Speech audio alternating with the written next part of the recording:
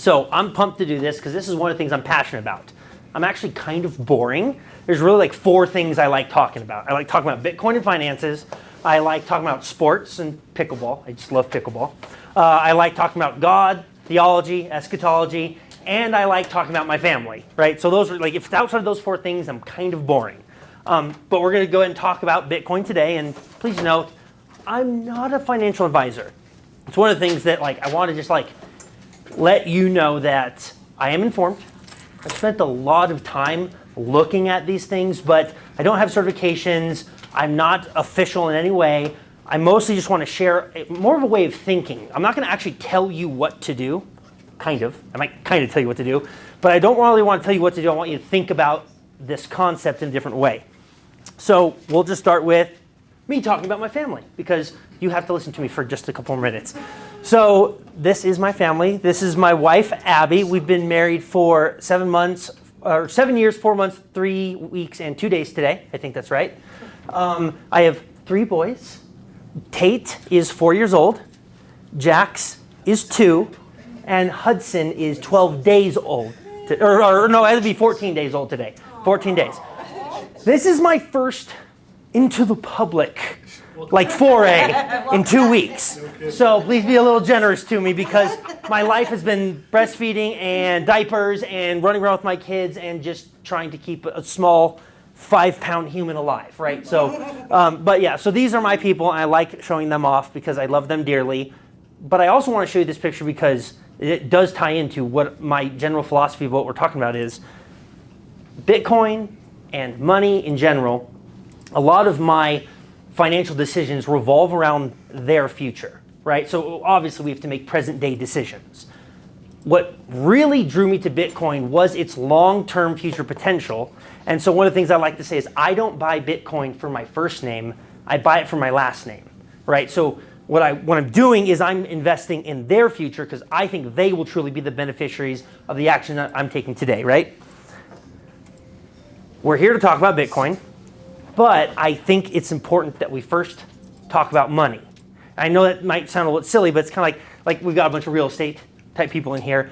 If you were talking to an investor about a townhome, that might work for the investor, but you'd probably be better served talking to that investor about real estate in general. You know, apartments, townhomes, single-family homes, duplexes, like a more broad understanding of what it means to own property, and then you can dive into a more specific thing. So that's actually what my goal is, and as I think some people heard earlier, I'm going to employ the Socratic method, which means I'm going to ask you guys to give me these answers before I tell you what I've kind of come up with.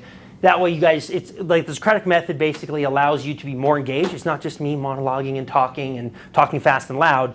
It's you guys being engaging kind of like and thinking for yourself. I'm more just trying to have you guys think about these things. Don't take what I say as gospel. This is more of just a framework. So that's where we're going to focus on this question just to start. So what is money? Who thinks they can come up with a comprehensive definition of that? Or who's bold enough to say it? It's a tool to trade things with. Good. I like that. Okay. More bold people? Yeah. It's what you can acquire through your occupation. Okay. Yes.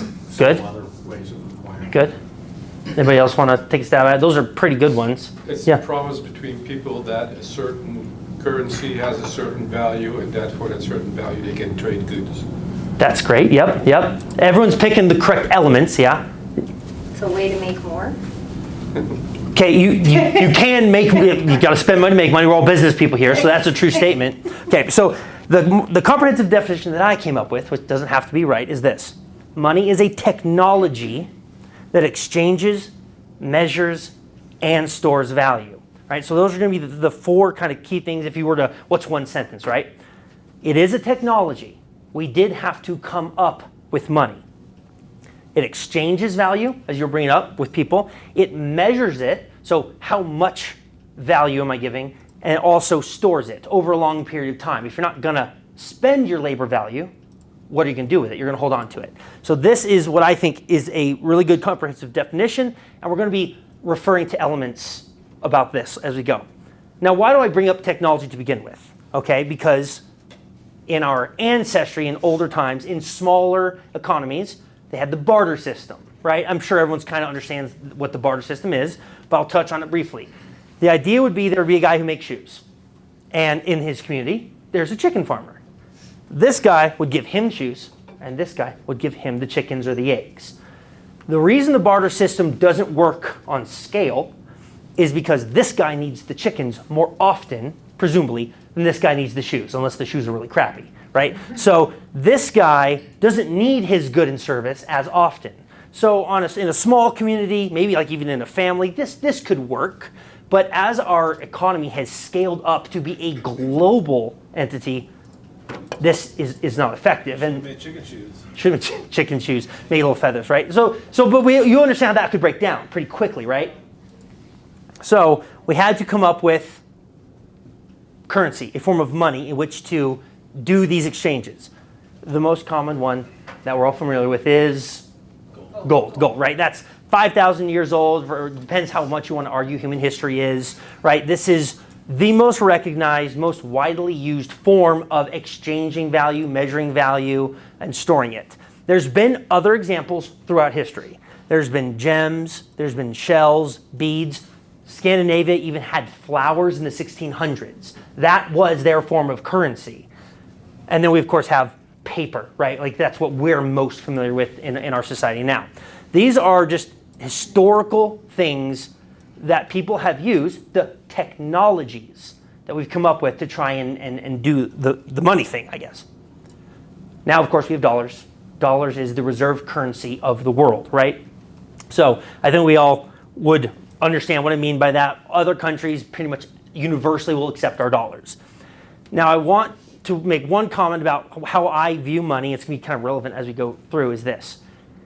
Money is a representation of you and your time and your energy, your literal blood, sweat, and tears, right? So if you're going to go provide a service, we've got realtors in here, we've got title officers, other various careers. If those people are going to do a good and service for the world, the money that they have is reflective of that. So this is a very big deal that we get money right. We'll quickly touch on 10 characteristics of what makes something good money. You could come up with your own definitions. You could add to this. You could subtract this. I like 10. I think 10 is easier. So we'll quickly go through it. Finite. Okay, so it can't be an infinite supply. We can't use grains of sand because there's literally, you could say, an infinite amount of grains of sand. So we understand how that would not be good. So finite is important. It needs to be stable. Okay, so if we're going to use money to measure something, we don't want it to be jumping around all over the place. It needs to be portable. You need to be able to take it with you. It's one of the reasons that gold breaks down as money, is because it's actually illegal to travel across state lines with gold and across national lines. So that's one example. So it's got to be portable. It needs to be durable. It means it can't break or deteriorate. In the 1600s, the Scandinavians had flowers. How long do you think that currency lasted? Only as long as the flowers disintegrated, right? It needs to be recognizable. That means that we need to be able to look at it and this person knows what it is, even if they don't speak the same language. We need to all have a basic understanding. It needs to be uniform, so it needs to be similar. So we can't have a dollar bill be 3 feet long and another dollar bill be 2 inches long. Those aren't similar forms. We need things to be uniform. It needs to be divisible, right? So you need to be able to buy a water bottle or buy a home. So it needs to have a divisible number. Dollars are into cents. That's what divisibility would be. Verifiable. We need to know how much there is at any given moment. Hint, that's actually what's wrong with the gold standard, because we don't know how much gold is in Fort Knox. We don't know how much money is in supply, right? So it needs to be verifiable. It needs to be decentralized. These last two are actually kind of what I think are the most important. They're all key. Decentralized means you can't have one person or one group controlling it. We all would want to have that control dispersed among the people. We have a very centralized system. I think we would all probably agree with that. And then non-confiscatable. We know within the last 5 years that this can happen. There are countries that will just delete your bank account, or they'll add money to your bank account. Think with the COVID stimulus checks. It looks great when we get money added, but if they can add money, they can take it, right? I don't want to say the wrong thing or believe the wrong value, and someone confiscates my money. And I can't operate in commerce. So these are what I think are 10 pretty easy to understand elements of what makes the technology of money sound. So now, is there a problem with money? Hint, there is. Okay. What are some answers you might think? I've already given a couple. Gold's not portable, for example. What's wrong with money today? Can you think of some things? They print too much of it. They print, so it's inflation. Absolutely. Other ideas? It's dirty. Dirt. Okay, so like criminal activity? Is that what you mean? Yeah, when you're handling it, everything's. Oh, you mean like literally exchanging it? Sure, that adds to it. It's like not as safe to exchange. I didn't ever think of that, but sure, that could actually be an element. I will take everyone's dirty money if you don't want it. Okay, so now what we're going to do is we're going to talk about the problems. They are numerous. You've mentioned the key one, right? So this is the biggest problem with our system today, and it's the dollar's worth. Right? I don't know if everyone can read this. I'm not even going to read this whole diagram. What this is expressing the value of the dollar over time, all the way from before 1920 to 2020. This graph was back from 2020. It's a little outdated, 5 years. Here's what it's showing you. $1 today would get you probably 1 Hershey's bar, maybe 2. Back then, it could get you 30. Okay, so that's one example, and these are all the different timeline examples. It's showing you what could $1 get you. Here's the thing that is like the most important to understand just on a mathematical term. The US dollar has, objectively, lost 96% of its purchasing power in the last 100 years. That, I know, none of us are that old, but 100 years ago, if someone wanted to buy something with a dollar, they had 96% more power in their hand to purchase something. Their labor value was worth 96% more. The reason for that is because we are printing ourselves into oblivion. Okay, so this is verifiable if you want to like grok it or use ChatGPT. We're adding $1 trillion of debt every 5 months, which is 2.2 trillion annually. We have a current debt as of this morning, because I checked, $37.89 trillion in debt. Okay, so by the end of next year, we will be well over $40 trillion in debt. That is an unfathomable number. We don't know what that means. We don't know what trillion means, and yet somehow we found ourselves to be in this position. So the biggest problem with the dollar today is that it doesn't mean anything, right? We're just printing away its value. Or we could use the transitive property. Or I think you guys might remember this from high school. The transitive property means that if A equals B and B equals C, then C has to equal A. So if you're buying into my thesis, which is your labor value is represented by money, and money is printable, it means they can print away your labor value. Or, as I like to say, they're a bunch of blood-sucking vampires. Right? Okay, so when they print dollars, they are printing away what you did today for the goods and services. They are stealing that from you. If you spent time in the office doing something for society, and they can just print it, they stole it from you. They're putting it into their pocket. I don't think I have it on here, but there's something called the Cantillon effect. So every time dollars are printed, the beneficiaries of those dollars are actually at the top of the ecosystem. They're not at the bottom. So the people who are closest to the money printer, those are the banks, the credit unions, the oligarchs, the presidents, the politicians. When money is printed, it flows into their pockets first before ours. So they can go spend those extra dollars when the economy is the same price. By the time those dollars filter through trickle economics, whatever that means, when it gets down to us and we have, oh yay, I got a raise because there's more liquidity in the system, eggs have already gone up in price. So we are not the beneficiaries of those added dollars. So the higher you are up in the, I'll use the word elite because I think politically we understand what I mean by that. The elites have more access to those dollars before we do. We hurt, they're helped. So the system is broken if the people are the ones suffering, right? So then the question is, what's the solution? Okay, I think everyone knows what I'm going to say, right?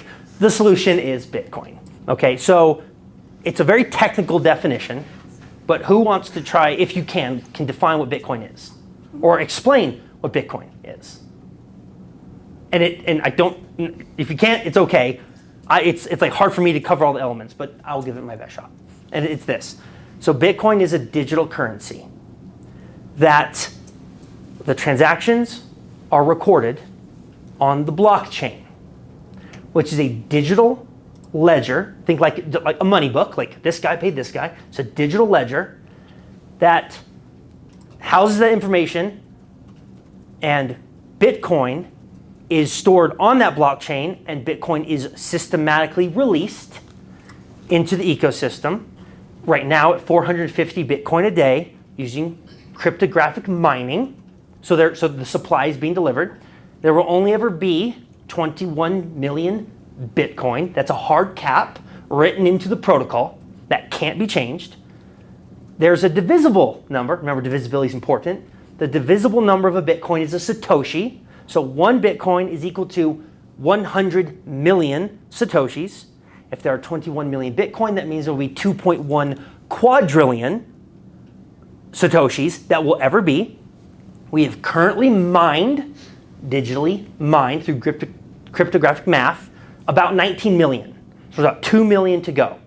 The last Bitcoin won't be mined until 2140. We will all be dead. But our children, our grandchildren won't. Every 4 years, there is a halving. It's called the halving cycle. It's written into the protocol. The amount of Bitcoin distributed for availability is reduced in half. Currently, we're at 450 a day.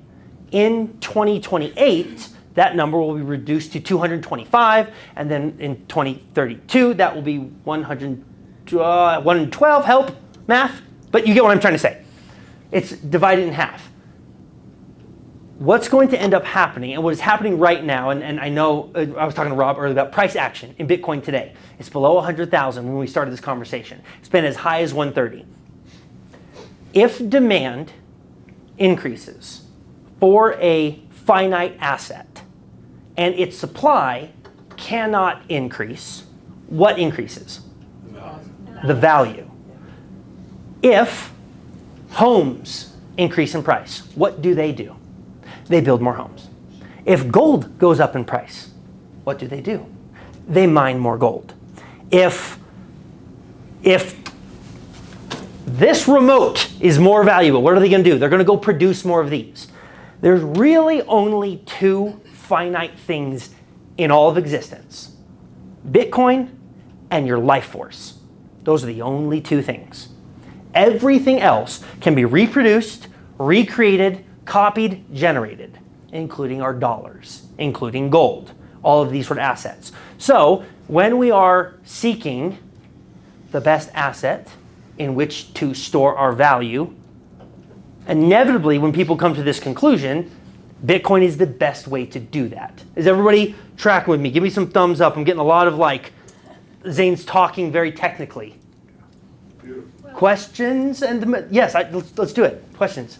So Bitcoin was the original. Correct. There are other cryptocurrencies. You're right. But what happens with all the other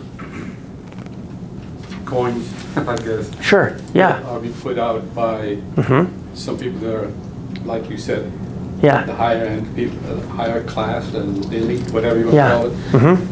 Where do they fit in with this story? Great. Absolutely. Okay. So Bitcoin, like I said, it's a protocol. It's a protocol that can be observed and it can be repeated. The history of Bitcoin was in 2009, Satoshi Nakamoto, which is that's a pseudonym, it's a moniker. We don't actually know who this person is. He printed and distributed the white paper. It was basically telling everyone what Bitcoin's going to be, and he mined the first block and became available to everyone who wants to run a node and mine Bitcoin. It's simply you have a computer set up, you got to pay for it, that uses literal electricity to do the math equations, to try and cryptographically break the next block to release Bitcoin. So that first started in 2009. So Bitcoin is, let's call that, what, 16, 17 years old, depending on when the date fell. So it's like, we call it 16 years old. All these other cryptocurrency creators recognized, oh, this is a good way to make money. Oh, and this is a wonderful idea, a new source of money. Let's go do this. And so suddenly it was called the block wars. I was in high school when this happened, so I was not at all engaged in this space until 2017. But what happened in the block wars was all of these, we'll call them innovators, were trying to win at the cryptocurrency race. Which one is going to win? And Bitcoin had a couple things for it that is why it is the winner, and it will be the winner. I'm literally staking my entire financial future on that comment. And it's that, first of all, it was the Immaculate Conception. So we all know, Mary had Jesus, no father. Bitcoin, we don't know who the originator is. We don't know. That's not a bug, that's a feature. It makes it even more decentralized. All these other cryptocurrencies are not decentralized. They are controlled by the innovators. Ethereum, XRP, Solana, these are some very popular names in the cryptocurrencies. They are centralized. And if you could point to a cryptocurrency that is not centralized, like Litecoin, there was a pre-mine. What that means is before the ledger was made public to us, all the investors were given X amount. It was pre-mined for them. Well, I don't want to operate in a system where the elites are ahead of me, right? So those are kind of the two main things. It has to do with, mass adoption as well. So the reason that dollars work is because we all agree they do, right? The reason Bitcoin's going to win is because the most people, current day and future, are going to agree. It's going to become mass adopted. The fact that there are 20 people in here listening to me talk about this means that it is the winner. You didn't come here to talk about XRP or Solana, these other things. That's not to be said that there aren't other areas to make money if you participate in these other things. I'm not saying you can't make dollars. There's not money to be made. There's money to be made in all sorts of areas. But there's a difference between making money and being money. Does that distinction make sense to you guys? And so that's my entire point about this. I think... So can I ask? Yes. Yeah. When you're talking about all these other ones being centralized, right? Yes. Except for Bitcoin. I mean, just because you don't know who the creator is, how does that make it Great not question. centralized? So when you buy Bitcoin... I mean, it's still like one individual or one entity that created it, right? Well, so isn't it still somehow centralized? We just don't know so, by who? So innovation is not necessarily the same as centralization. So it was innovated by someone who says they are Satoshi Nakamoto. That could be one person, could be multiple people. It is unknown. But when I mean it's not centralized, and yeah, see, this is the technical analysis part. Sorry, guys. It's hard for me to expound upon all this. Bitcoin is the digital ledger that is verified, remember it's one of the key elements, every 10 minutes by every individual running a Bitcoin node. If I go and make a transaction, or I try and cheat the system, or I try and add an extra Bitcoin to my wallet, every 10 minutes, that transaction gets checked against all the other nodes. And there's hundreds of thousands to a million. We don't know how many there are. So when 999,000 say, I don't think that transaction makes sense, every 10 minutes, my transaction gets erased. So that's why I mean it's not centralized. I can't say, I'm going to add a Bitcoin to myself. I could do that for 9 minutes and 59 seconds. And then at the 10-minute mark, the node will check itself against every other running node in existence, and it's a majority rule system. So you would need to have 51% of all the nodes in existence within a 10-minute window agree upon the same thing. Well, what does that actually mean in layman's terms? It means our own greed is what keeps this in check. Because I'm not going to let someone go add Bitcoin that I can't have. So I'm not going to agree to that. And neither will the next guy, and the next guy, and the next guy. So it is actually our human nature that's going to keep this in check. Does that make sense? Did I answer the question? It makes sense. You can't add... You could theoretically add more Bitcoin if you could get 51% of all the nodes to agree within a 10-minute window on the exact amount of Bitcoin using the same transaction. Guys, that's metaphysically not happening, right? So that's why this is safe. Ethereum is something that is centralized. There is, his name is, oh gosh, I should have the name of the guy who invented Ethereum. It's like right here, but it doesn't matter. He can add more Ethereum or remove more Ethereum based upon how the market cap is performing. Well, you know what he is? He's just a better bank. It's just like printing more money. It is better because it's more portable, it's faster, it's like Ethereum would be a better form of money compared to dollars. But what we're talking about right now is what is the ultimate form of money, right? How is crypto not going to the bank with your gold and them saying, how about we keep the notes too? I'm not understanding the question. It used to be like you exchange gold for notes, so you have to carry gold on. Sure. So how are you not going to the same place and them holding both? Good. Okay, so I think what you're asking about is verifiability. So what would happen, because you want to shut it off at any point. Like, hey, right, so it goes to it can't be shut off. It can't be stopped at this point. The technical analysis of explaining it would be because there are so many nodes running, in order for Bitcoin to be canceled, you would need to have the same thing, 51% of the people all agree to delete it at the same time using the same mechanism. Even if Bitcoin, if this was a global EMP, aliens shot at us from Mars, and there was a global EMP, Bitcoin's blockchain is still transferable through radio waves. So at this point, Bitcoin is kind of metaphysically impossible. And throughout our entire history, we've been searching for good money, strong, sound, hard money.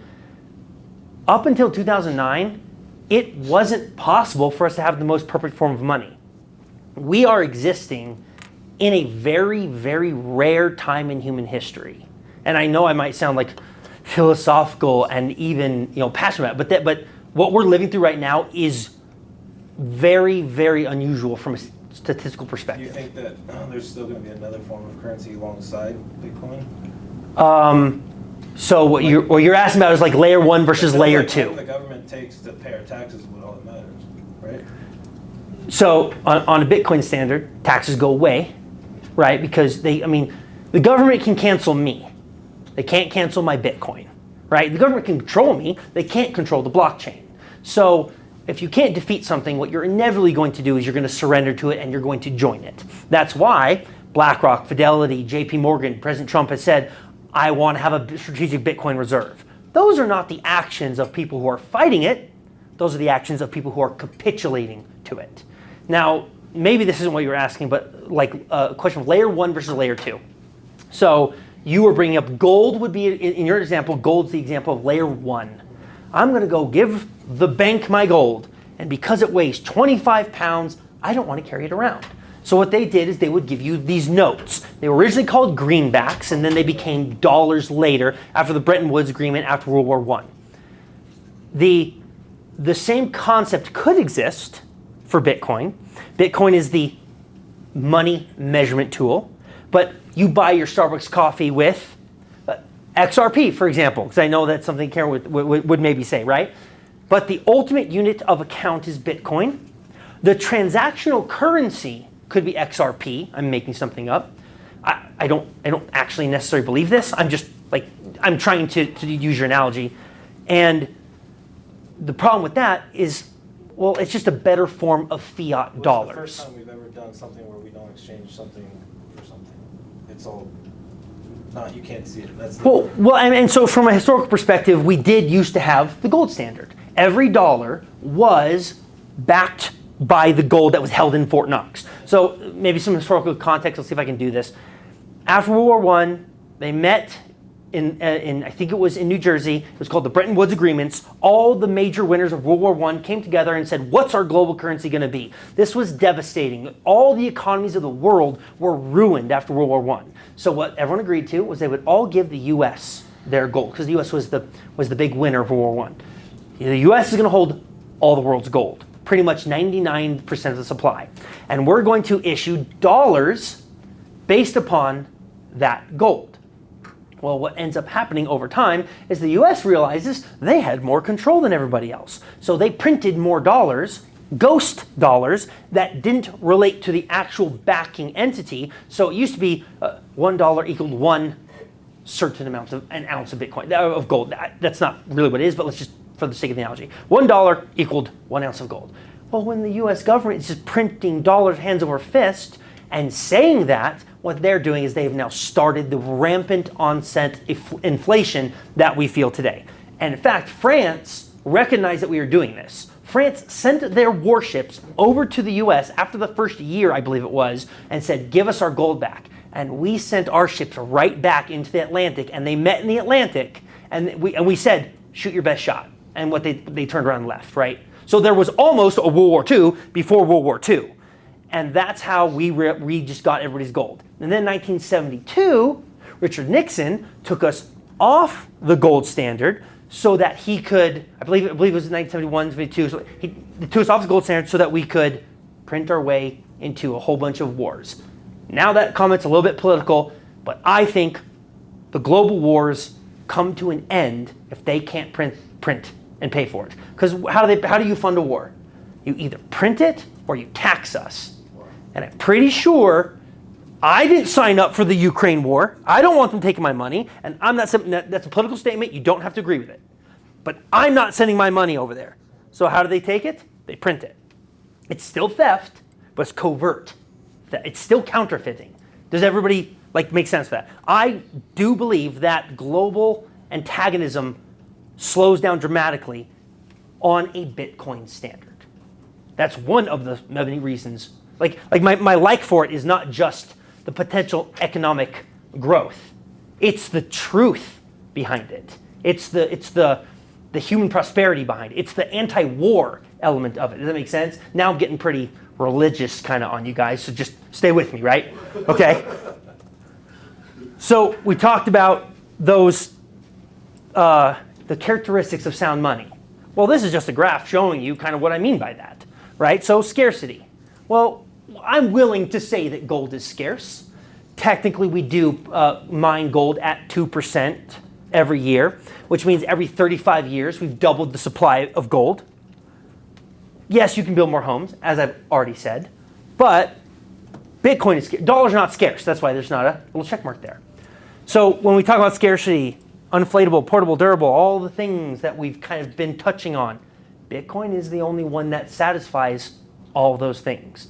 And I think to your question about cryptocurrencies, if there was another cryptocurrency that could match all these things, it's so far behind in the rearview mirror, it's never going to catch up.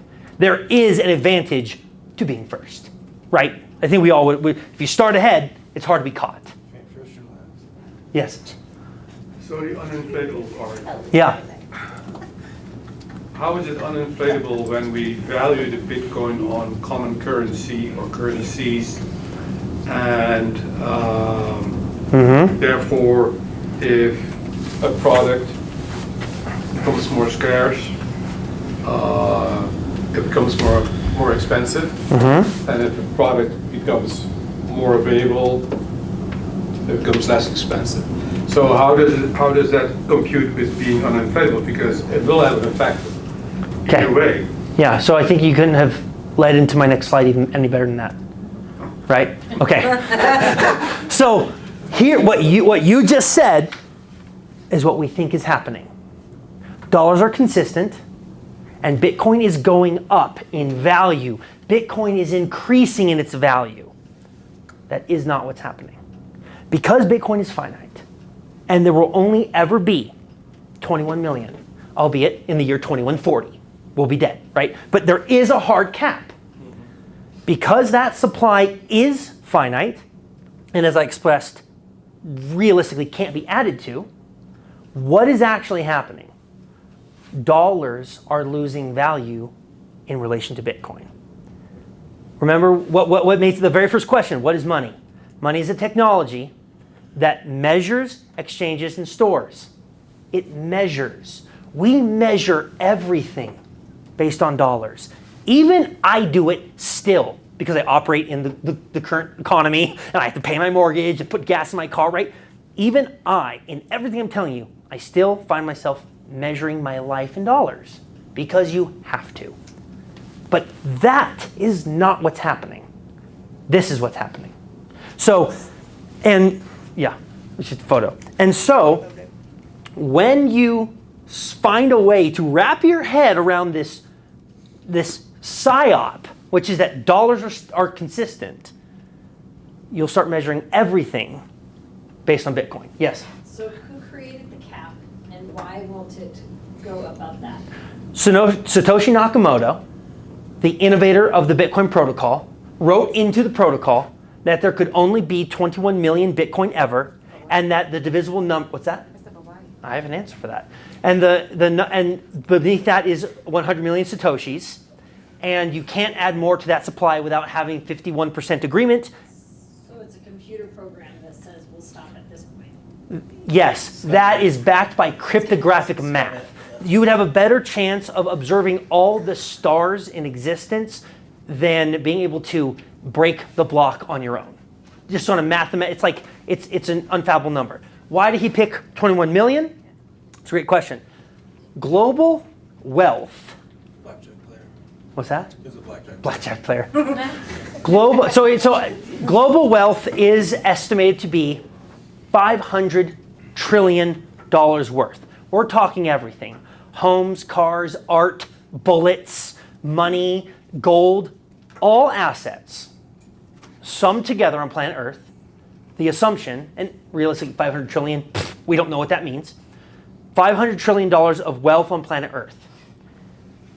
When you take the Satoshis, which is 2.1 quadrillion, that is only 500 trillion times 4, I believe, is 2 trillion. Somebody can math me. I believe that's really, really close. So what will probably happen over time, as human innovation creates more value, we build more homes, we build more cars, we're going to have robotics. When value increases over time, it will be measured by the Satoshis, realistically not the Bitcoin, because no one's going to make a $43 million purchase, until eventually global wealth will be measured by the Satoshis and we'll have dollar sat parity. What that means is 1 sat will equal $1, which means 1 Bitcoin will be $100 million in 30 years, guys. Like, we're talking 30, 40 years. And global assets accumulated together will be about 2 quadrillion. Did you track me there? Nope. Okay. You need to use that chalkboard right there. Maybe I could. Okay, so like, Sorry. I don't know. I mean, okay. I know. Is this actually a computer program? Yeah. And then what's to say that someone's not going to hack into that computer program? Because Would you just believe me if I said it's impossible? Huh? Would you just believe me if I said it was impossible? No. Okay. Dang it. I was so close. Because you have like about 1 million computers running the same program. Correct. Can you just They trust have to, they all have to agree. Just They all have to trust sync up. 51%. Yep. Like, that's what I'm saying. Like, there's no way that you can't even get that like congruency. Like if we had an EMP, like what he's talking about, it shut down 1 million computers at the Yep. same time, and it's not going to happen. We couldn't get 51% of the people in this room to agree on something. Yeah. Like we're not going to get a million people to agree on adding more to the best money supply. Yeah, It's just- in 10 minutes, right? So yeah, you're catching on. So like, it just, and I am not the most tech savvy, right? I don't have a certification, I'm not official. I'm just an informed dude who since 2017 has sort of found a passion for this. It is impossible to do that on your own. Let's see that next one. It just is, right? So, do you have a comment? I was just saying, if it was even to be accepted on a larger scale, you need to get billions of people to agree. Correct. We're not. No, if it was on a global We're not. scale, I guess if it was on a U.S. scale, it'd be like 150 million. Well, we're actually not. This maybe I could draw out for you guys. As far as adopters of Bitcoin, we're only probably at about 800,000 people, and there's only probably about 500,000 that have one Bitcoin on their wallet. Everybody else has the fractions, which are Satoshis. So this is. Can you guys even see that? I don't. Maybe. Okay. It's a bell curve. Okay. This bell curve is called what I'm going to show you is the adoption curve. This applies to every social part of society. So over here, you're going to have the okay. Is that any better? Cool. These are your early adopters. These are the people like Satoshi who came up with something, or the people back in 2009 who were computer cypherpunks who were like, that's cool, let's break the system and go buy Bitcoin, right? Like, that was not me. I was in 11th grade, okay? So there's early adopters. Then, these innovators. That's an innovator.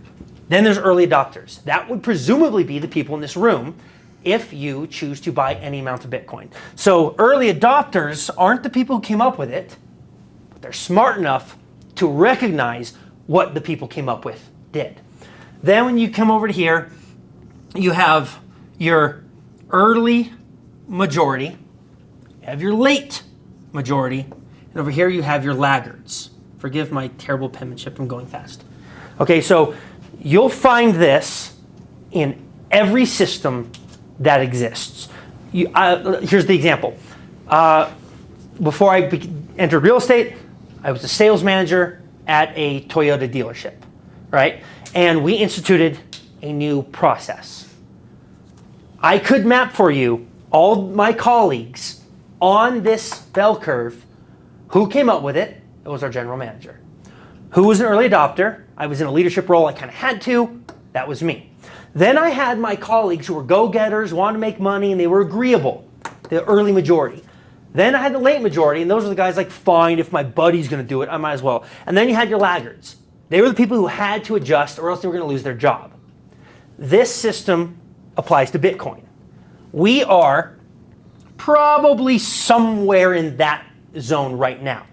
The analogy would be we are at the same place in Bitcoin's journey as the internet was in 1990. Right? So think about 1990. I wasn't born, sorry. And the internet, and how many people used email or paid their bills or did things like it just, it wasn't a thing. It existed, but it wasn't a thing, right? Think about your life today. What don't you do on the internet, right? This is happening through internet right now. Same concept. Bitcoin is in that stage where you could own a piece of the internet before it becomes what we know the internet now. Does that, like on a scale of adoption, make sense to you guys? That's why this is significant right now. Furthermore, if you consider the halving cycle I talked about, 450 Bitcoin are released, available per day based on the cryptographic mining. In 2028, that goes down. In 2032, it goes down. By 2032, all meaningful amounts of Bitcoin will be mined. When I say meaningful, I don't literally mean all of it, because we all know that it's going to 2140, as I said.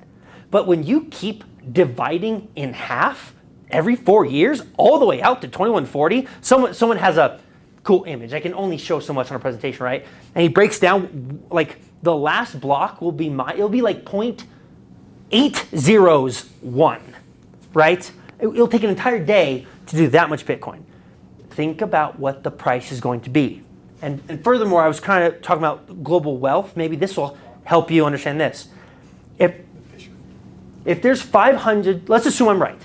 There's $500 trillion of wealth on planet Earth. And all that wealth is measured by one unit of account, which is Bitcoin. 500 trillion divided by 21 million, I believe, is 26 million. I think that's right. 21 million times 26 million should be 500 trillion. That means it's a level playing field, right? Hang on. Am I right? Carry the one again. What? 21 million times 26, or times 26 million, because that's how I'm going to project if I'm right about 500 trillion. You can just divide it and go the other way. I'm just trying. 20 times 25 is 500. We got it. Okay, yeah. So the point remains. 54 trillion, 600 billion. You're missing a zero, so 540 trillion, which means I'm probably right. Yeah. Okay, so why I even bring that up? If the globe adopts what I say is the best form of money, each Bitcoin will be worth $26 million. That's assuming all 21 million are mined, and they're currently not.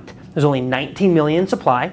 That's also assuming we hard cap the world's value at 500 trillion. And Elon Musk is probably good for 10 trillion of that himself, right? So that number is going to go up. And we actually have smaller than 21 million. I just say 21 million because it is a hard cap. It's not what's the liquid supply right now. So basically, you have until 2032 to acquire anything meaningful in terms of Bitcoin, right? And so you never tell anybody how much Bitcoin you have. So I have more than zero and I have less than 21 million. But if I'm right, my kids are set forever. Does that make sense? Okay, yeah. So is it fair to say that if you purchase Bitcoin or have a portfolio of Bitcoin or whatever you want to call it, Yep. that each year your purchasing power increases by the inflation that a common currency has? You are 100% right. If you're measuring it based on the common currency. Yeah. Right. But that's what we all do because that's our reference point. Correct. Thank you for leading into my next slide. You're awesome. You're so great. So when he talks, I go to the next slide. He's engaged, you guys. This is fantastic. Please tell me your wife knows how to get to your Bitcoin if anything happens to you. If I die on the way home today, my people are set up, yeah. Is Yeah. Bitcoin community property? I'm not sharing with you, no. This is exactly what you're asking. This is the median U.S. house price in Bitcoin in the United States. Got a bunch of realtors in here. You'll probably appreciate this. 2015, 10 years ago, it cost this much Bitcoin to purchase the home. 2020, look at how much that diminished. And then this year, when Bitcoin hits all-time high, in fact, when this is 111, right? So that there's my source. It was 3.8. So if you're measuring Bitcoin in dollars, Bitcoin is getting more expensive. If you're measuring homes in Bitcoin, Bitcoin's getting more valuable. Sorry, see, even I have to think about how to say it. So Google, is Bitcoin, or is real estate crashing when priced in Bitcoin? Yes, That's a good article. that's 100% true. Say that, I'm sorry, say that again. Is real estate crashing when priced in Bitcoin? Okay. Yes, everything is crashing in relation to Bitcoin.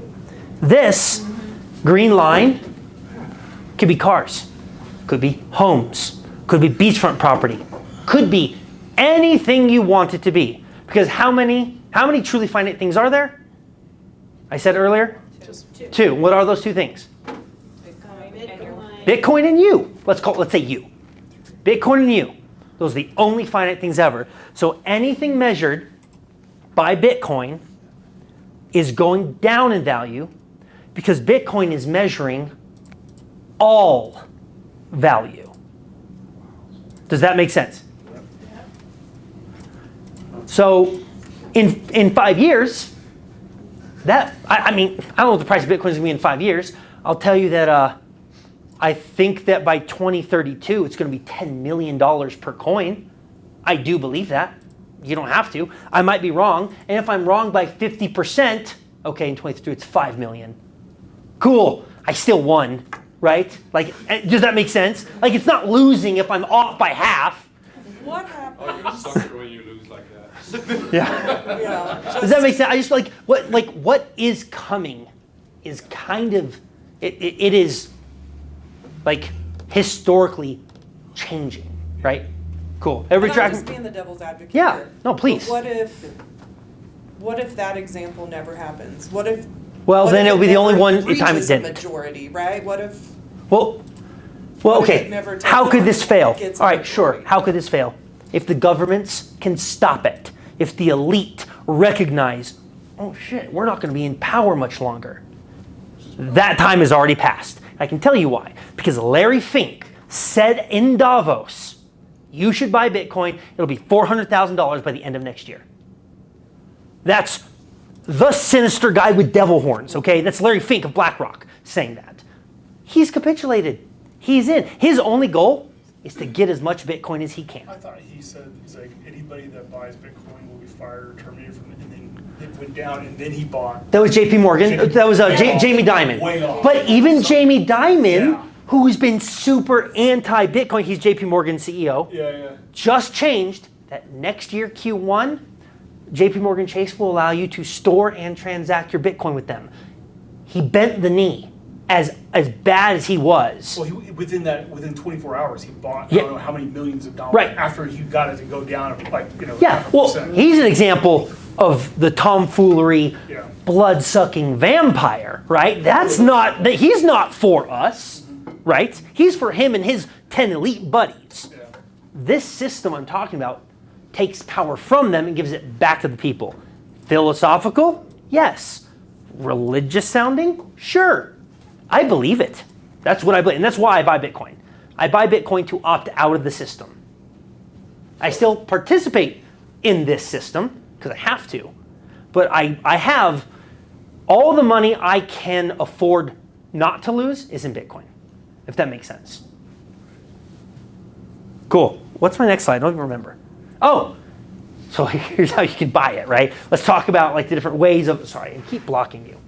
We'll talk about different ways of getting it. Okay, so maybe now you're convinced that you want to go buy a little. I don't know.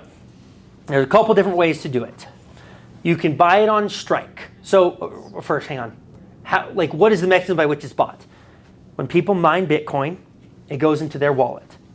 These are the Bitcoin miners. It's a very profitable business. They sell the Bitcoin to different exchanges.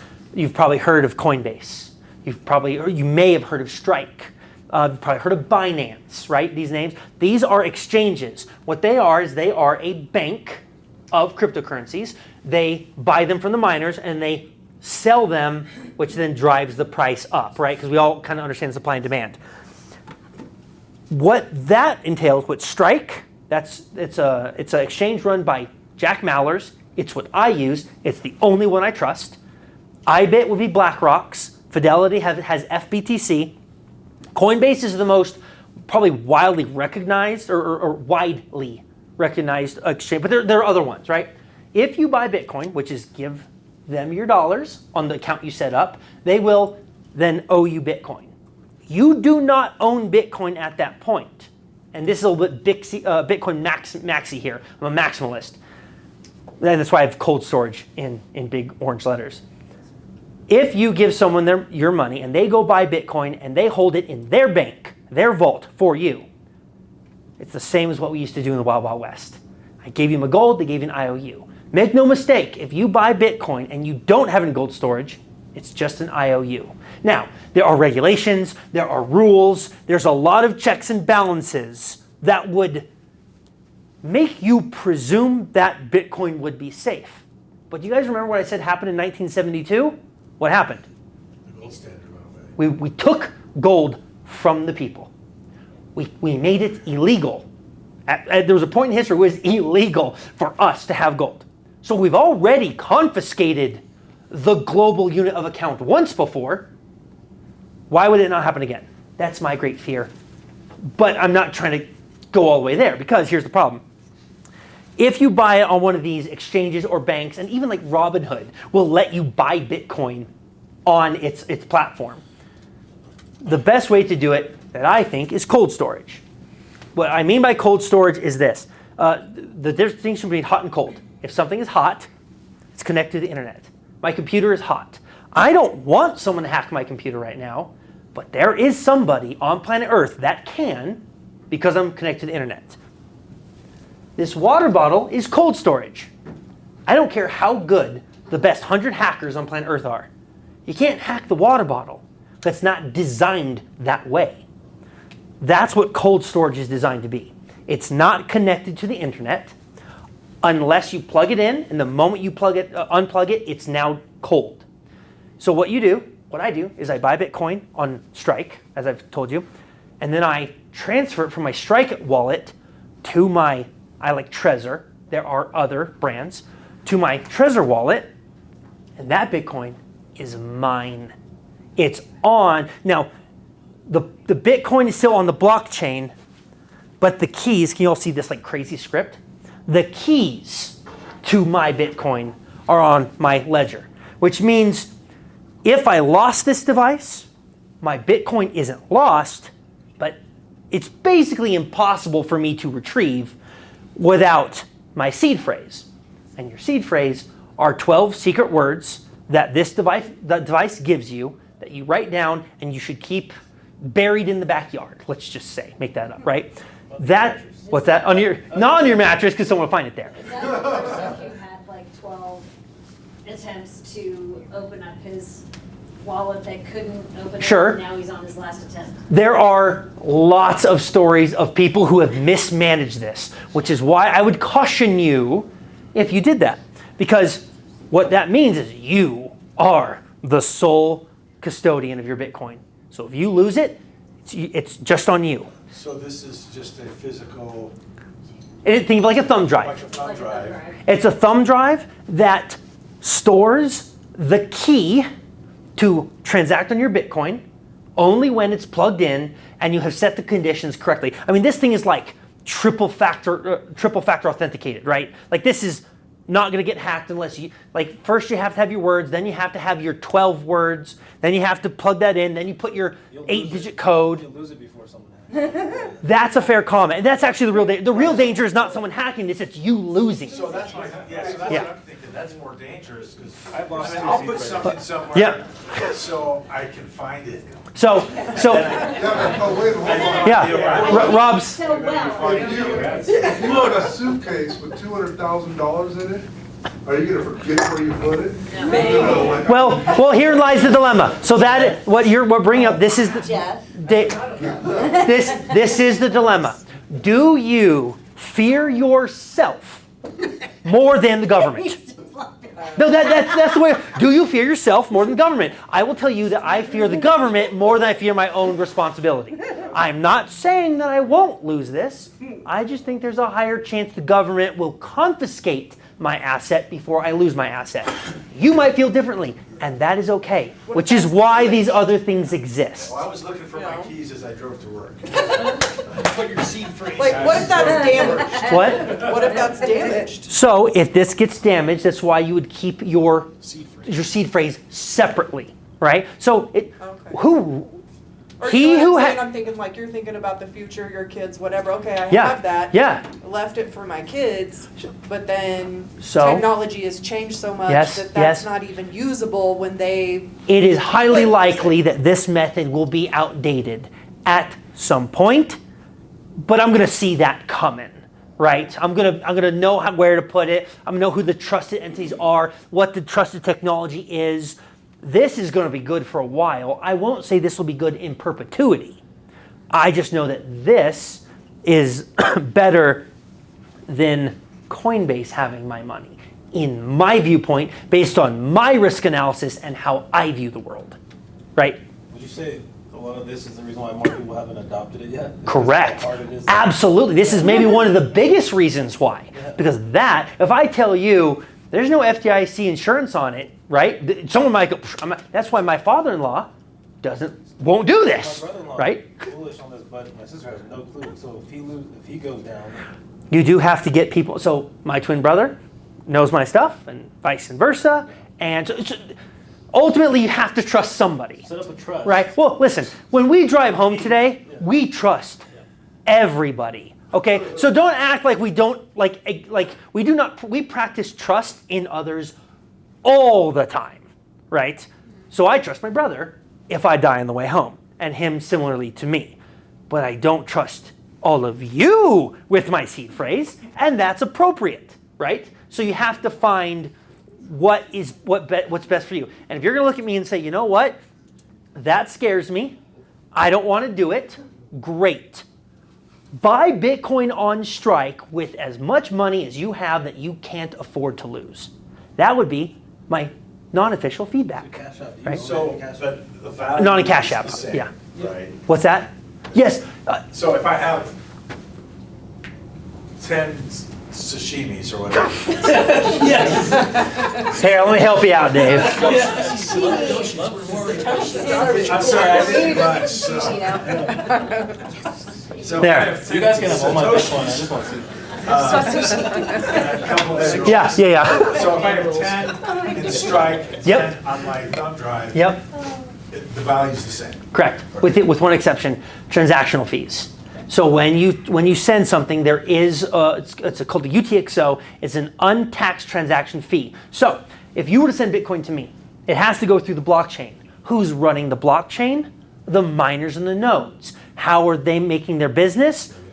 They're verifying that transaction happened. And every time we do a transaction on the blockchain, every 10 minutes they verify that, they get a tiny little fraction. I mean, like as of this morning, my brother and I sent some Bitcoin just because we were doing it, like 16 cents, right? To send $20,000, right? Like, so that's minor. But what if everyone on planet Earth is doing that? Suddenly being a miner or a node runner is super profitable. How do you become a miner?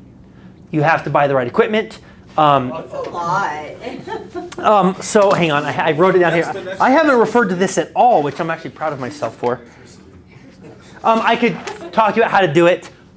Admittedly, I am not a miner myself, but that's because I don't feel the need to do it. Data centers as AI uses as miners, as same kind of stuff?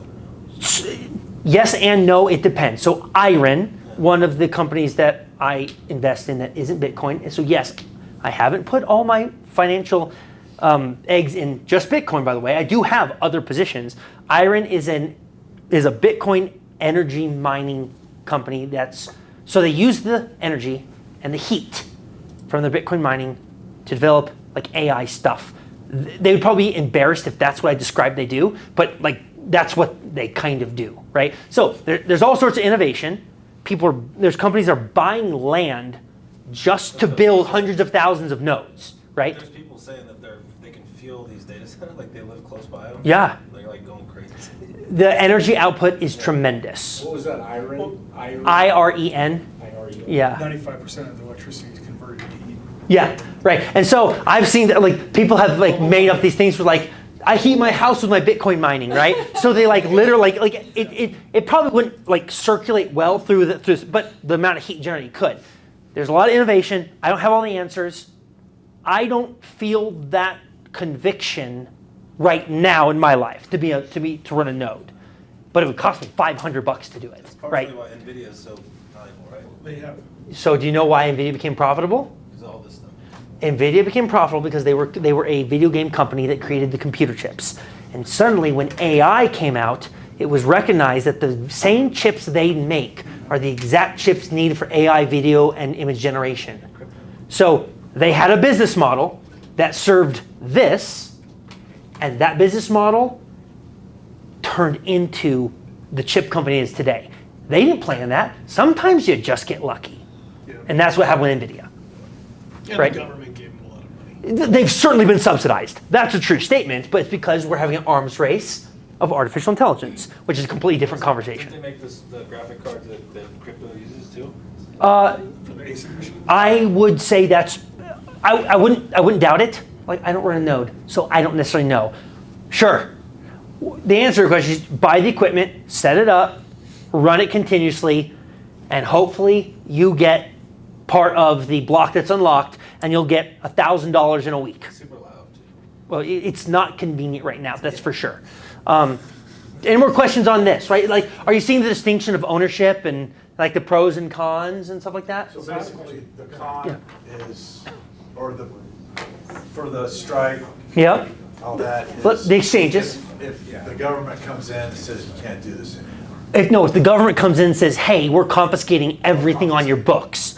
They've confiscated what yours is, right? They can't write you an IOU if the government has it. That's my concern. Right. And there's historical context for that. So the process is you buy it through an exchange like Strike. Yes. And then once you remove it to put it on cold storage, it's not with Strike anymore. It's truly on that cold. Correct. Let me see if I can. Okay. Put it to you. I'm going to try and show you So my. just a quick question because Yeah. it came up. Do you, No, it was- I'll show you so later. you said, we got to trust somebody. Yep. Like, how often do you hang out with your brother? He's my twin. So A lot? a lot. So what happens if something happens to you guys together? Oh. You guys go on a trip, Well. some fun things, you're both. Well, my wife knows where my equipment is. Okay. She has no idea how to use it. But if she had that cold storage, Yeah, but she has access to what she needs to. She doesn't have the knowledge base for it. And all she would have to do is find someone she trusts with the knowledge base. And realistically, at this point, all you gotta do is ask AI, walk me through the steps. And she knows how to use Grok. So, yeah. But technically, But she couldn't do it without your 12 words, right? well, she knows what those are too. Oh. I do trust my wife. Yeah. She knows where I sleep. Well, no, that's a real thing that has happened. I know. That's a real thing. That's what I'm thinking. You Yep. get like so many people to get robbed like that. It happens all the time. That's why you never tell someone how much you have. So I have more than 0 and less than 21 million. Yep.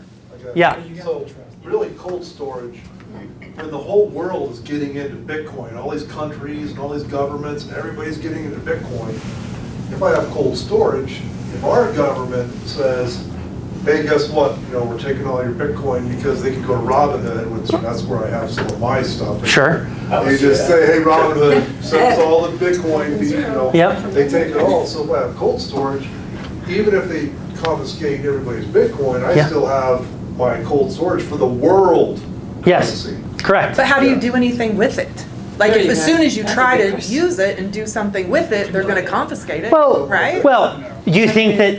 Well, for that you'd have to assume that like the FBI is like sitting at their computer waiting for you to plug your thing in to transfer a minute amount of Bitcoin. It just that's not how that works. So I guess what I'm saying is this: like I totally understand why you're asking. What happens if the government says that's bad? They've already bent the knee, and they're just not telling. I mean, how much more obvious is it? Trump said, let's get a strategic Bitcoin reserve, which, by the way, he hasn't delivered on his promise. I'm super angry about that. But the fact that he even would say that means that they're already on board. They just want as much of the best thing as they can have. They are trying to be these guys. They're trying to make damn sure they're not these guys. Does that make sense? Yeah. And what BlackRock, Fidelity are doing with price action, so let's go back to price for a second, it dropped below $100,000 today, which everyone's freaking out about. That's just the government hoping that they can shake some of these guys out so they can get more. It's market manipulation. That's all it is. Yep. So how do you turn that into, okay, let's say I bought A coin. $17 Yep. worth of Bitcoin. Sure. And it's grown to $27. Sure. And I want to buy a G.I. Joe with Kung Fu. Sure.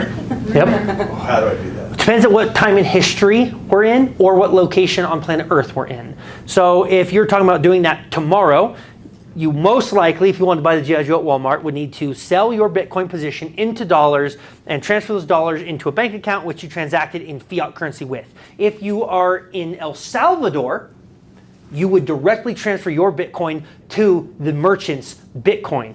There is technology that does it. And if we're talking 10 years from now, my son won't know what dollars are, or at least not in the context that we do. Kind of like Venmo then, right? Yeah, it's digital. In fact, there is no discernible difference between like Venmo, Cash App, and these other things, with the exception of centralization, scarcity, confiscatability, all the bad things, right? But otherwise, it's the same thing. So yeah, someone sends me $100 on Venmo, then I got to put it in my bank account. Correct? So cash to use it. You can keep it on your Bitcoin. So I keep Bitcoin on a Bitcoin wallet. So it's a wallet just like this, that isn't accessed. It's not like I don't keep it in a place that can be. I keep a minor part of my Bitcoin portfolio in an accessible way, right? Like there's some on here, but not all, right? So what you're saying is and I'm old enough to know that people did that, because I was in banking and I once got a client that came with a boatload of money and it was all moist and stinky because he had dug it in the ground of his greenhouse, and that currency, they changed the what do you call it, the billions, the shines. Yep. So this is just like the old days when you put something in a shoebox, put it under your bed, right. Cold storage, and when you needed money, you just took some out and then moved on. Yeah. So government wouldn't know, the taxman wouldn't know, Correct. Nobody would know that Correct. you just had. Correct. That's kind of the same idea then. Yeah. Well, so if you. If it's growing. Well, okay, hang on. Guys, is it growing? No, everything else is going down. Everything else is going down, right? Value on Earth is increasing. I like Elon Musk. Elon Musk is producing value to the world. He's adding to that 500 trillion of the globe. Bitcoin is going to measure that value. All the other measurement tools are flawed in one way or another, which is why this is what's happening, right? Measurement tool. It's all about your measurement tool. But basically, I think yes. Is what does that answer the question? Like maybe okay. Okay. So, one thing theories I've heard of is if Bitcoin hits the 10x in the next 5 years, people are actually taking HELOCs out on their house, buy Bitcoin with it, and in 5 years will use the HELOC to pay off their house. Not to tell you my brother's business, but he did that. He took out a HELOC and bought Bitcoin. So, Well, unofficial advice, you should. What? I heard nothing. Well, it's like this. What would you rather do? Would you rather be participating in money that is doing this, or money that is doing this and measuring the increase in human value? It's like so the very first question. So now this is why I think this is relevant. After everything we've talked about, read that and ask yourself what you think. Right? What is money? Well, the answer, if you ask my 4-year-old and I said, hey, what is money? His answer would be Bitcoin. Do you have a way of, It is. I do ask him that. do you have a way of tracking what's the best way to buy a Bitcoin right now if it's not US dollar? Like what's the best path to do it? Exchange it up to? Oh, okay. So I think what you're asking me is like what fiat currency is the best to buy Bitcoin with? Which one has the most leverage to it? Well, I mean, probably the dollar. So like if you were to measure, here, this will be kind of fun. Watch this, okay. Because right now you still have to buy it with dollars, which are going down. What is the price of 1 Bitcoin in Turkish currency? It's going to be an egregious number. So 1 Bitcoin in Turkish lira, 5,065,581. So I wouldn't use the Turkish lira, right? That's the best. Basically, the Turkish lira is on this image. The Turkish lira is like down here. The pound is above the dollar. Yeah, but then you have to ask yourself, how many pounds can you get? Like, can you get 10 pounds? You're just converting. Yeah, you take your dollar to get the pounds. And by the way, you never actually know what the conversion rate is, because the conversion rate is always changing with how much they printed or destroyed on any given day, right? So we'll go to this. So like, where's this one? All of this represents different exchange rates. No one knows how much it really is. You could do an exchange of a pound for a dollar, and in 10 minutes that actually be different. Now it would be so minorly different over a 10-minute window. It's maybe a bad example, but if you did over a month or 6 months, you certainly would have a different exchange rate. So that's not good. But if you're in Turkey, you would want to buy it in a different currency because it's so down. If you are in Turkey, you have so many concerns outside of the debasement of your currency. but yes. You can buy some Satoshis with the Turkish lira. It's just a ridiculously lower amount compared to what you can buy with a dollar. We have the strongest economy. All the fiat currencies are going to fail. We'll just be the last one standing before we do. It's not an if, it's a when. And I'm just encouraging you to get on the Bitcoin standard before you become on this side of the bell curve. That's it, right? And you don't have to agree with me. And you can say you sound crazy, and I kind of agree with you, because this is a pivotal point in human history. But I'm being genuine, and I believe what I'm telling you. And I'll tell you this. Someone is right. So either I'm right or Peter Schiff is right. Either I'm right or Jamie Dimon is right. We can't both be wrong. And I've just done analysis of history and the history of money and a production moving forward, but what I think is going to happen, and I think I'm right. And I'm betting everything on it. Yes. Well, yes, sir.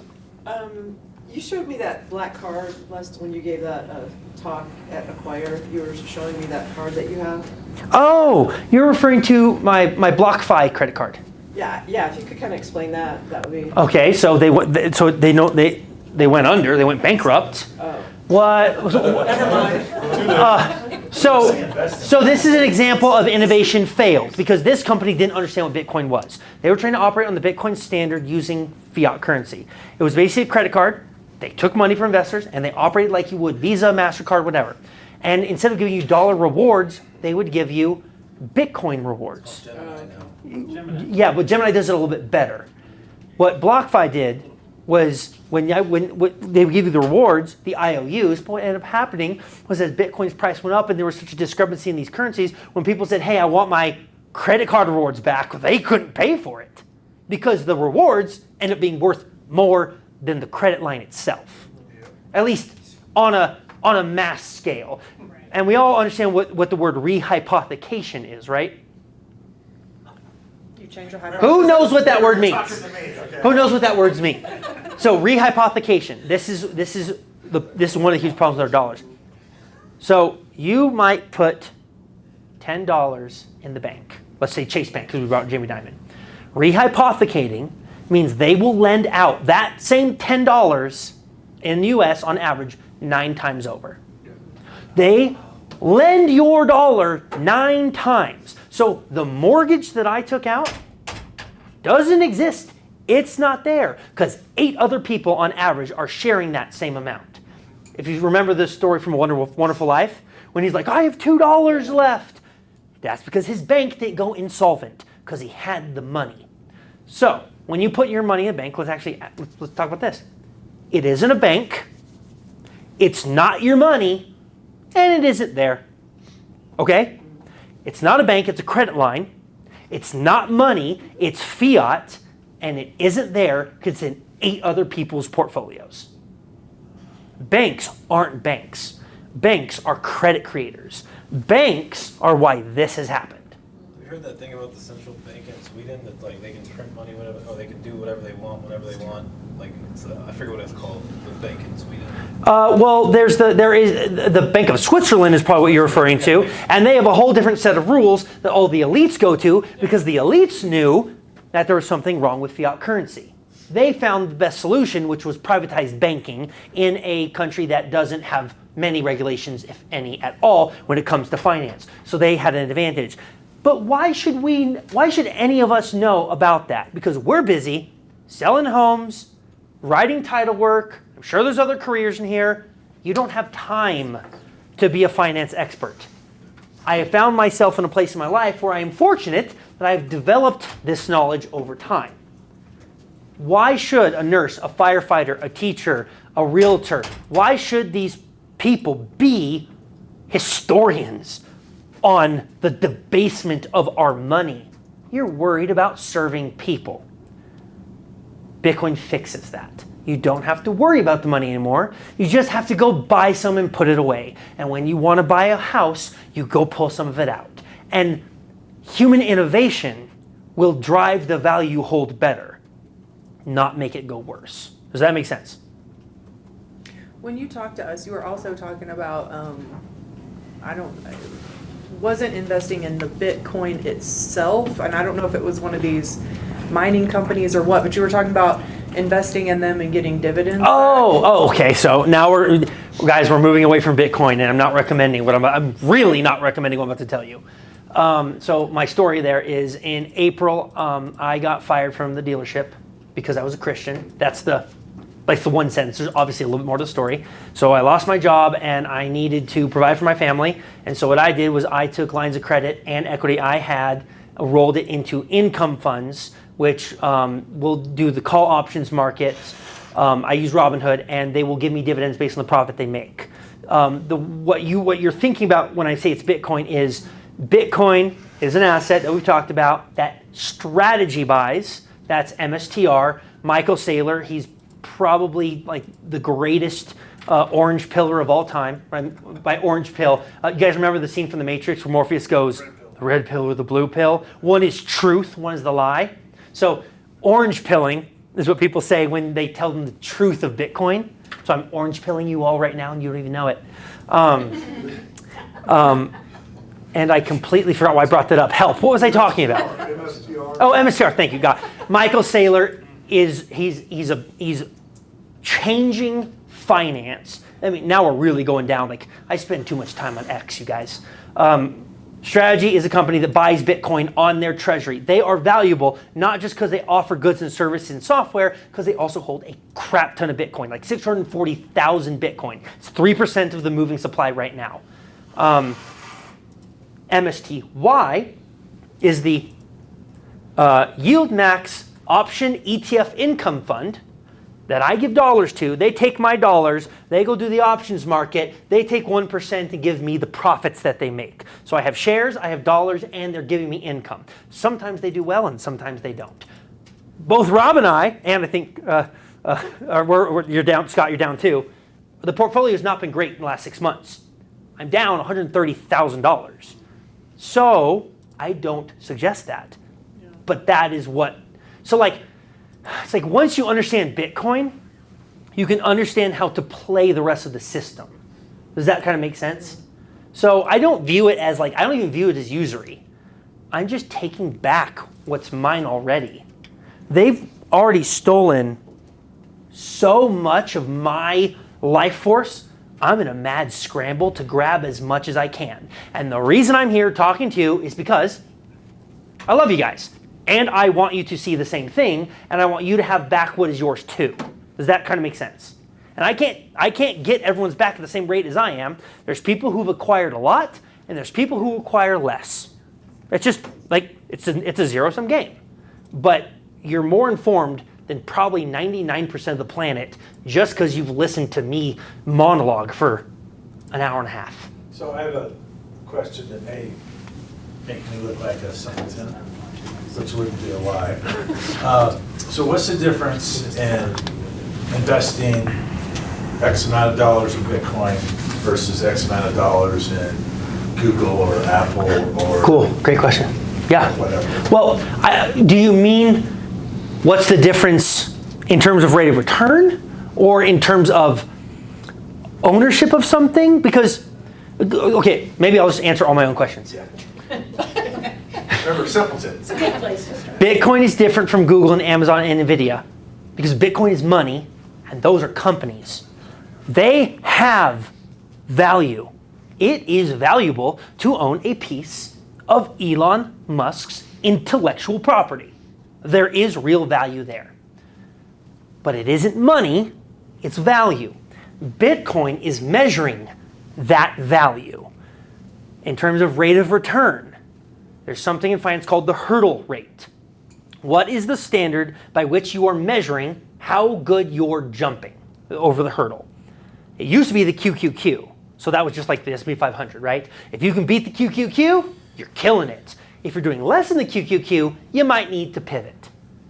Bitcoin is the hurdle rate. So Bitcoin is CAGRing at compound annual growth rate, is CAGRing 30% per year. It's had giant moments of up, it's had moments of down. In September, or maybe it was August, we were at 130. Now we're at 98. Actually, I can tell you what we are right now. We are at 98,472. Okay, so yes, I have it live on my phone. So like that's pretty volatile. But so if you can beat the rate of return of Bitcoin, you're beating the hurdle rate. And there are opportunities to beat the hurdle rate. Iron, for example, as I brought up, is someone that I think is going to explode in the next 6 months because AI is coming on board so fast, they literally cannot fill the demand for AI product. Okay, like there's the chips, there's the energy, all those things. So when you find an industry that has a wait list for its service, I think they're going to do well. And they're going to do so well that at least in the short term, I think they are going to beat Bitcoin's growth rate. But Iron isn't measuring all of value, right? Does that make sense? So there will be periods of time, like I said earlier, like when I talk about other cryptocurrencies, I'm not saying Bitcoin is the only opportunity to make money. I'm just telling you it is the only money. There are other ways to make more in return as measured by dollars, right? I think it's really important to say that. The return as measured by dollars can be seen greater in other areas. They exist. Let's talk about them. They're just not money. We see them there. It's more than an investment. It's a system. It's a monetary system. And so, like you were saying, there's only going to be 21 million Bitcoin ever. And then it's on this halving schedule of every 4 years. Yes. So right now the Satoshi is the smallest. Can you kind of explain that? Like by 2041 or something, are we going to have something that's even smaller than a Satoshi? No. We wouldn't need. We probably wouldn't need to. Then how does the halving work? Okay, so all right, so we'll explain this divisible real quick. Right now, 1 Bitcoin is 98,475 or whatever it was. You could divide that 98,475 into 100 million. And I'm not going to try in front of you get my zeros correct, but I think it's like 9 cents. That might be right. Maybe not. What, 98 cents? Cool. So one of those two. It's a smaller unit. So if you want to buy a Starbucks, you would pay 10 Satoshis. Something like $9.80 for your Starbucks drink, right? That's how it will be broken down. And Bitcoin, the Satoshis go out to really infinite, as much as you can measure. So you can have 0.00000000001 Bitcoin.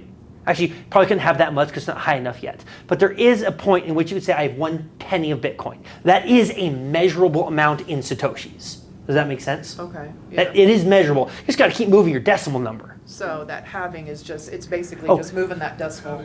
No, sorry. The halving, Halving's for mining. the halving is for the supply.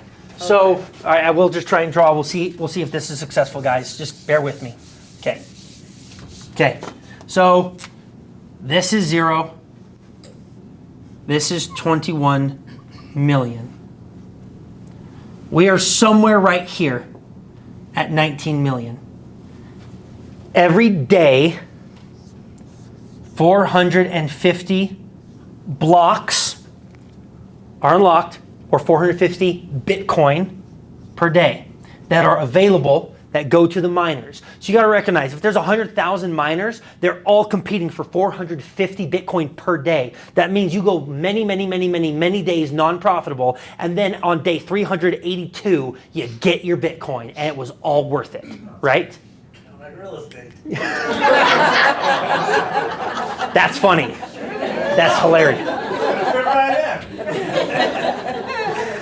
I'm glad you're here. That was funny. Every 4 years, this cycle, this number is divided in 2. So that's going to be 225 Bitcoin released onto the open market per day. Okay. So then you will have all the equal number of miners, and realistically more, competing for less. And I asked earlier, and you all got the answer right. If the supply can't change, but the demand increases, what is the only movable measurement? the value, or I'm glad we said value, cost value. It depends on what our measurement tool is, but how many homes you can get with one Bitcoin will go up over time as related to this. When's the next? 2028. It's like April of 2028. We just had one last year in 2024. When you buy it, who are you buying it from? If you buy From the miners, from the guys running the nodes. So there's a guy at home who's got at least one node set up, and he's paying $75 a week to run that electricity, because it's really electricity consuming. To run that, hoping he's going to get a fraction or maybe even a full piece of that block. So why is he selling it? Well, why would you, if you had to pay your mortgage or feed your family or hold on to $100,000, would you shave off a little bit? I mean, if it's going to be worth $1 billion someday, I'd keep it all. Well, it depends on what your financial structure is. The first, Kind of like one for you, one for me kind of thing. So I'm sure they keep some of it. so something fun to think about. The first, they do keep some of it. They don't give it all to exchanges. Yeah. And when Bitcoin's price go up, you see an influx of Bitcoin being sold, and the price goes down. So price fluctuation is set the margins.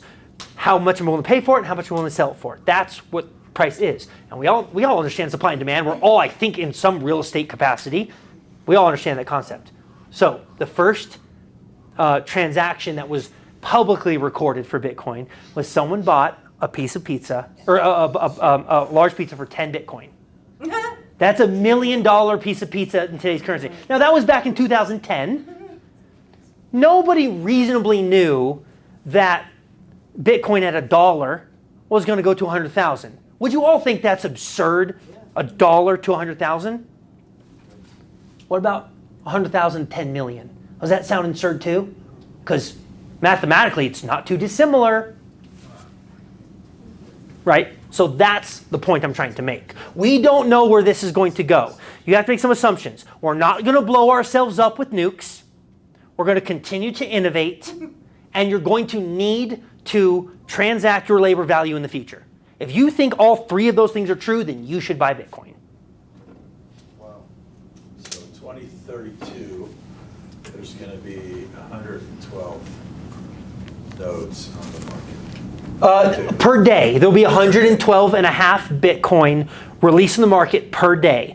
At that point, maybe you could make it to 2036. You might be able to make it there before all the relevant amount of Bitcoin will already have been mined. Because, think about this. So so this is what's happening right now per day. And I follow on X an account that measures this. I'm going to look at I haven't looked at it for like literally maybe a week or two. But the average amount of Bitcoin purchased per day, it's like in the thousands. It's like 8,000 Bitcoin per day. It's been as high as 24,000 Bitcoin purchased per day. That's when BlackRock was ramping up their first ETF back in last year of March. Actually, was it this year the ETF launched? I think it might have been March of this year, excuse me, not 2024. The point remains, these numbers are not the same. And there will be a time when there's no Bitcoin left on exchanges, right? There's only about, they think so of this 19 million, 5 or 6 million are lost. What that means is someone screwed up, right? It's in the trash. It's in the trash. Yeah, no, there's a story of a guy who had like 200 Bitcoin. His mom threw away his computer, and it was on his computer, and went in the dump, and he offered some municipality in London half the Bitcoin if they could find his computer in the dump, and they never found it. Oh, man. So his mom threw away hundreds of millions of dollars. Oh my God. Well, yeah. She's lucky she was his mom. Yeah. Hang on, I can't. Helping us figure out how to buy it in cold storage? So I am open to giving feedback on a more private level about how to do it, just because like people are weird with their money, man. You guys might think I'm cool now, but if you buy a Bitcoin at $98,000 and it drops to 70, we might be having a different conversation, right? And I'm not opening myself up to that conversation because it is volatile. But as time goes by, it will be less and less volatile. Does that make sense? There's too many moving things in the market. BlackRock is buying, Fidelity is buying, I'm trying to hold it, you guys are thinking about it, people are mining it. Like, there's too much liquidity in the system right now. It's in the adoption stage. It's totally in the early adoption stage for sure. So I'm happy to give you that feedback, but I am putting a giant asterisk on this is not financial advice. Do with your own money what you want to do, right? So I'm just not interested in getting sued. Does that make sense? If you were me. Yeah. No, but if Yeah. if we're like putting 1,000 a month, Yeah. Robinhood, Yep. Coinbase or something like that, at some point, if somebody could have 20, 30,000, they might want to do cold storage. Yep. I will, okay, not to toot my own horn, I have helped multimillionaires buy Bitcoin. I have gone to their office and I have done this with them, okay? So big numbers don't scare me, but there just needs to be an assumption of responsibility that isn't viewed upon me. Does that make sense? Yeah. So I'm willing to do it. To any rule of thumb with like, say I've got this percentage of my Bitcoin floating around in the marketplace usable, and I put this percentage of Bitcoin on my cold storage. Now you're asking a question that is going to be highly dependent upon your own portfolio. I don't know the answer. And So, you just said that you have cold storage, but you have some on your phone. well, yeah, I mean, I trust Strike enough. I mean, I guess it's like you said, leave whatever you're willing to lose in the market, right? Any Bitcoin, So the way to reword that would be any Bitcoin not in cold storage, you are leaving the potentiality for you to lose it in some sort of black swan mechanism. Black swan being an event we can't foresee. Yeah. Okay. I think it's unlikely. I do have Bitcoin on Strike. I will admit to you, because we're being transparent here, I did put one Bitcoin on Strike and I collateralized it, which means I put a loan against it. So I sent my Bitcoin to them, they hold it, and I took out a loan that I needed for that, and so my Bitcoin is my collateral. I owe them 13% at the end of 12 months. At the end of 12 months, guess what I can do? I can refinance that loan with the Bitcoin that's on there. It's a loophole that Jack Mallers created in his Strike. He's going to hate me if he sees this. Hi, Jack. If he saw me describe it like that, he wouldn't love it. But that's my plan. My plan is to pay my tax obligations with it and to refinance that every year in April with the assumption that Bitcoin goes up in perpetuity. If Bitcoin has a drawdown right before I need my taxes, my plan didn't work great. So there is always room for my plan didn't work out. I think some people heard me talk about my portfolio before we started this thing, about how my plan is not working out right now in one of my other avenues. But that's the risk you take.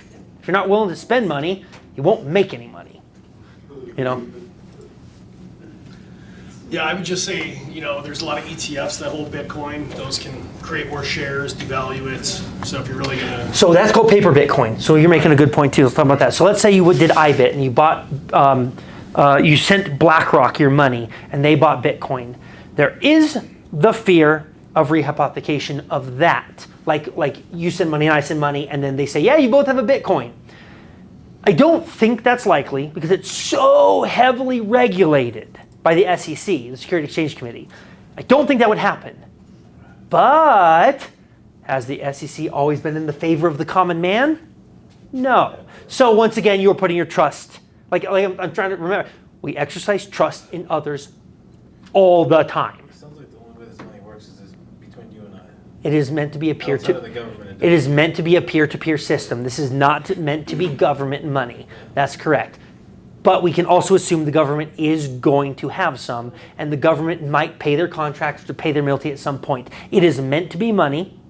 It is meant to be transacted on a peer-to-peer basis, but humans have a way of corrupting even the best things they touch.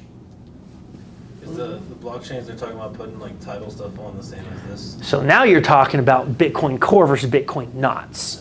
I want Bitcoin to be pure. I know, guys, like this goes so deep. It's like 4,000 hours over the last like 7 years.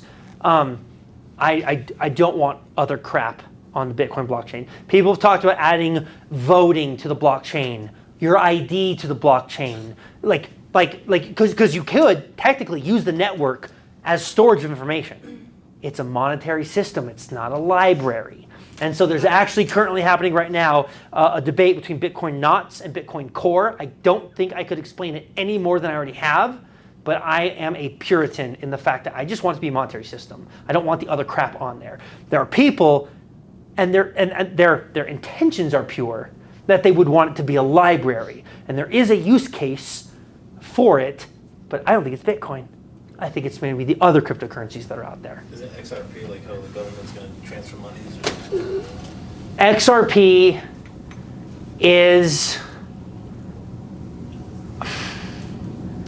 I wouldn't transact with it or operate in it. I think it is snake oil with a value. Snake oil with value. I don't trust the XRP guy. Sorry.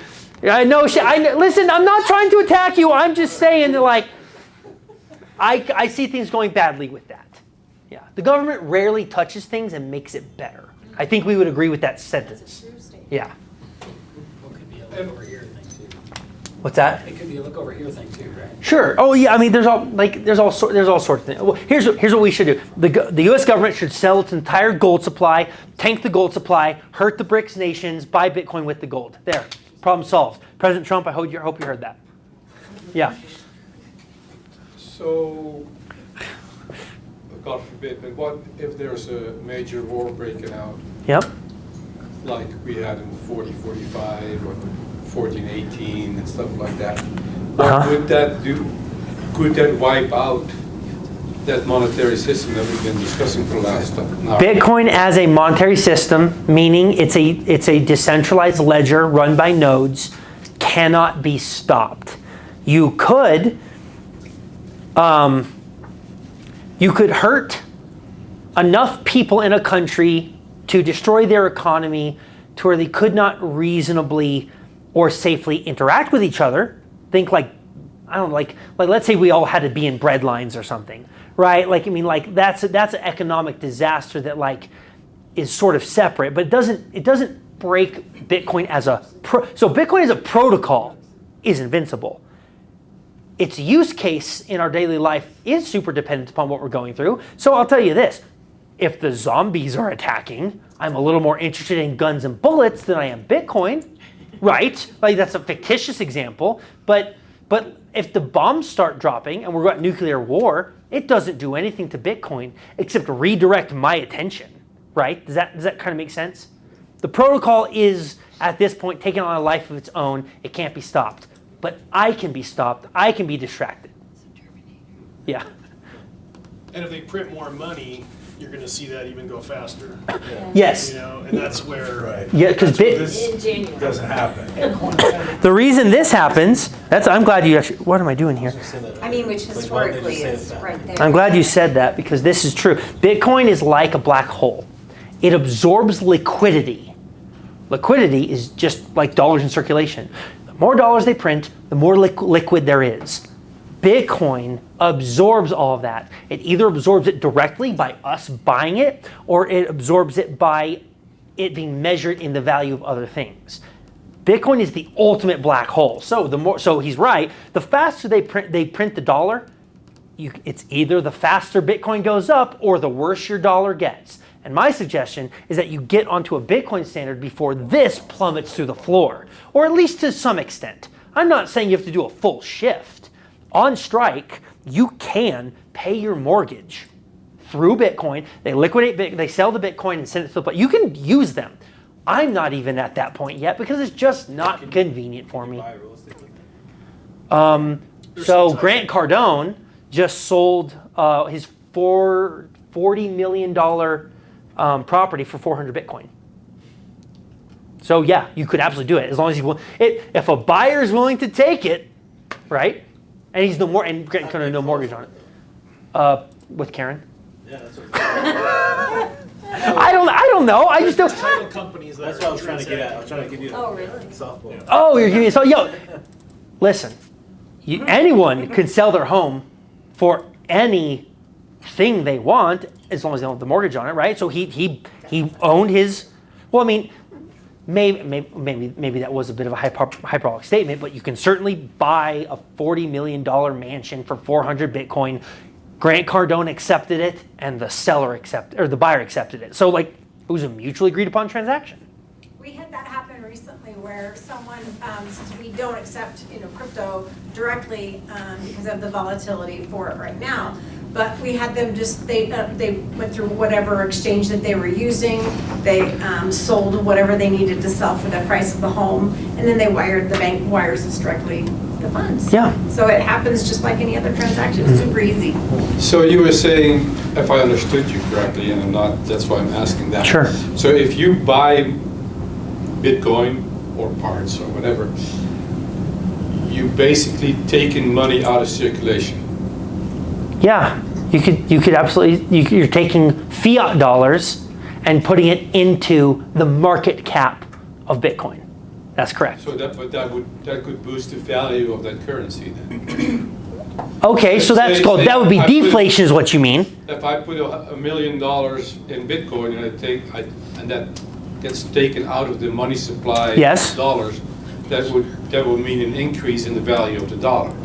Do you think that you're going to be able to outspend $1 trillion? Yep. But you're technically right on the mechanics. You are correct that when if you were to now start retracting the liquid supply of cash, that's deflation, the opposite of inflation. And yes, it would do what you're doing. I'm just saying that's inescapable. We are in a debt spiral that is out of control. Like, the amount of taxes we collect from every citizen annually doesn't even cover the interest we have on this debt. So like, yeah. I know that. Yeah. So I think what you said was properly understanding what deflation is and mechanics I've talked about, and you did articulate in a way that would be true if we weren't wildly already in such a bad spot. Does that make sense? But it could, say a government decides to make Bitcoin their national currency. El Salvador has. And that means you take all the pesos or dollars out all of a sudden. So yeah, so that would make Bitcoin in El Salvador. Bitcoin is one of their currencies. I know. Yeah. So I think what you're saying is, but the thing is, like, it doesn't make it more valuable, because if a government were to say, we will now our official currency is Bitcoin, in El Salvador, that peso, nobody wanted that anymore. There were all these problems existed with that peso, and then the government said, we're on your team. The peso meant nothing, right? So I think it actually wouldn't. Bitcoin. What's that? Right? I said there's not enough Bitcoin in circulation or will ever be produced to offset the amount of circulating dollars per se, right? There's enough Satoshis to do it. There's not enough Bitcoin. There's enough Satoshis. There's 2.1 quadrillion Satoshis that will ever be by 2140. That currently does, that is a greater number in nominal terms than the 500 trillion, but only by a 4x, right? So people might not hold the Bitcoin in 50, 60, 80 years, but they might have 1 million Satoshis that in then money would be. If over the next 50 years, right? The total cumulative asset value of humankind goes to 2 quadrillion, then you would have dollar sat parity by the year 2140, which would mean the Starbucks is 6 Satoshis. I will tell you, we're a long way from that happening or being realistic. But if we don't, like I said, if we don't blow ourselves up, if you still need to transact with people and you assume we're going to increase the global value over time, then you want to buy Bitcoin.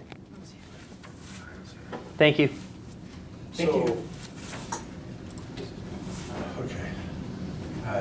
You're good, man. I have the advantage of having done this for 7 years, right? Actually, it's longer than that now. But the Well, if they're transacting in Bitcoin, they couldn't continue to take on more and more and more and more debt, right? Unless they leverage. Bitcoin is a creditless system. That's correct. Okay. Bitcoin is pure. There's no. They're putting some out. Those who do not work shall not eat, right? That's biblical, right? So Bitcoin is a standard in which if you don't have the Bitcoin, You got to go find a way to get it. And what's the best way to do it? Go produce something. And we all produce something. We all know what that means. So if you don't, those who don't produce won't get Bitcoin. Those who don't have Bitcoin or Satoshis won't be able to transact probably in e-commerce in the however many years of future. That's obviously, I don't know what that vision looks like, but that's a largely true statement. And we won't be around for that. We probably won't. I mean, there will probably, if dollars still do exist, it won't mean what it does today, right? I mean, if I'm being honest, So I looked at Bitcoin I would as a never want hedge, to be a vampire. And, putting 10% Yeah, yeah. assets into Bitcoin as a hedge, checking not out to and going to transact heaven. with. Yeah. I think long term days. is really where, it's like gold. You put a gold bar in your safe, not to transact with, but as a measure of storing value, and eventually it just continues to go up, as it has. I love what you said, and how I word that is, if you think I'm even 1% right, go buy 1% for your portfolio. You don't have to agree with me, but if I sound like I'm at least 1% correct on all this, then you need to go get some. And you need to buy as much as you are convinced I'm right. So I am 100% invested in this strategy through, as we kind of talked about, the income, different derivatives, right? But like my game theory for the economic system now surpasses just what is money. Now I'm like trying to play different chess pieces. It's not checkers anymore, right? I'm not suggesting that's what you need to be. I'm just saying if you think that I'm 1% right, then that means that Bitcoin will be $100,000 in 2030, which it is right now, which means you didn't debase at all, which means this was valuable. Yeah. So that's even if I'm 1% right. So, 3 o'clock, guys. Thank you.